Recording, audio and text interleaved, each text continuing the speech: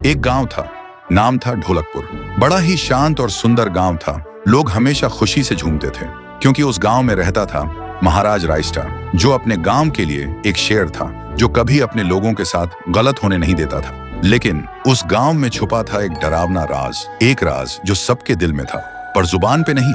गांव के बीच एक सूखा हुआ पेड़ था जिसे लोग कहते थे श्रापित पेड़।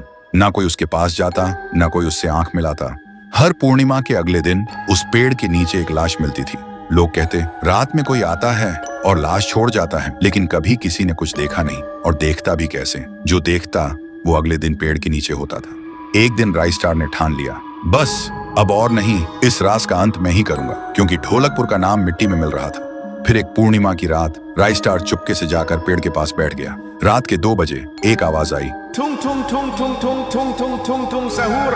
और फिर वो पेड़ भूत में बदल गया। वो भूत कुछ अजीब सा था, एक भयानक शैतानी हंसी वाला चेहरा, आंखें बड़ी बड़ी। वो पेड़ चल के एक घर के गेट को जोर जोर से खटखटाने लगता है। तभी एक आदमी डर के मारे आवाज सुन के बाहर निकलता है। वो भूत अपने लकड़ी जैसे हाथ से एक ऐसा थप्पड़ मारता कि उसकी सांस वहीं थम जाती है, और उसी जगह उस लाश को ले जाता है और वापस फिर से पेड़ बन जाता था। देखते ही रायस्टार का दिल कांप जाता है, पर वो कुछ बोलता नहीं।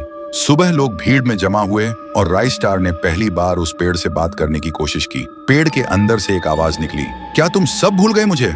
रायस्टार बोलता है, तू कौन है?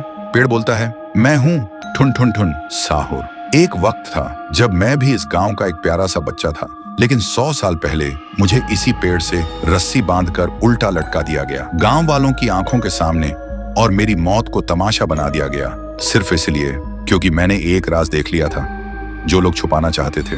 और उसी पल से मेरी रूह इस पेड़ से जुड़ गई। उस दिन से मैं इंसान नहीं, एक सज्जा बन गया, और हर पूर्णिमा में एक राजदार को चुनता हूँ और फिर उसे उसकी खामोशी का हिसाब देता हूँ। रायस्टार बोलता है, लेकिन अब तो वो लोग मर चुके हैं ना, जो तेरा कसूरवार थे। अब तू मासूम लोगों को क्यों मार रहा है? पेड़ कुछ देर चुप रहता है, फिर बोलता है, ठीक है, बस एक बार मुझे याद करो, एक दिया जला दो, फिर मैं कभी किसी को नहीं मारूंगा। फिर रात में सब लोग आते हैं, एक एक दिया जलाते हैं, और तभी पेड़ अपने आप से आग पकड़ लेता है, और आखिर में मुक्ति मिलती ठुन ठुन ठुन साहुर को।